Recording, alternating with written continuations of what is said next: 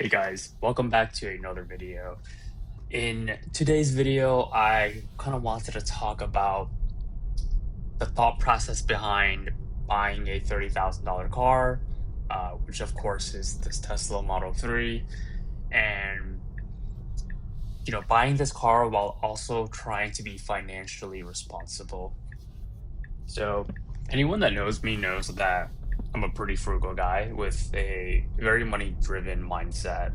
I've always loved cars, and this presents a challenge for me because while I love saving money, I also love the idea of owning different cars. In fact, a big part of why I enjoy saving money is knowing I can use that money down the road to buy different car. So, I don't just see a car as a tool to get from point A to point B. I love driving and I enjoy the journey as much as I do the destination. Some people dream of owning a house one day, but I honestly just dream of having enough money where I can buy any car I want and just freely upgrade cars whenever I want. And I really did love driving my Civic for the past 6 years, but I knew I was ready for a change. And the one brand that really caught my attention was Tesla. I've always been an acceleration junkie, so the idea of going from 0 to 60 in under 4 seconds was mind blowing. And without having to buy a high end supercar, that was really appealing to me. I told myself I would only upgrade my car if I felt like I was in a good financial position. And, of course, everyone has a different definition of what financially good means. And to be honest, I didn't really have a well defined definition. I didn't have a specific net worth number in mind or anything like that. But it was more about how much would buying this car affect me. Would I be missing the money or would I soon forget about it? And very importantly, I wanted to make sure I wasn't going to have to sacrifice other aspects of my life to buy this car. So, for example, if I had to forego going on a nice vacation because I bought this Tesla, that was going to be a hard no for me. I also knew I wanted to buy the car in cash because I hate the idea of owing someone money. So I knew that wasn't going to be an option for me. And while I did already have a decent sized emergency cash fund, I didn't want to dip into that fund to buy this car.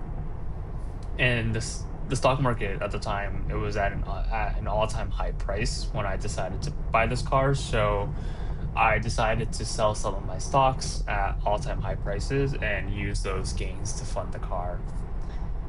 And so this kind of leads me to talking about my habits well before I even bought this Tesla.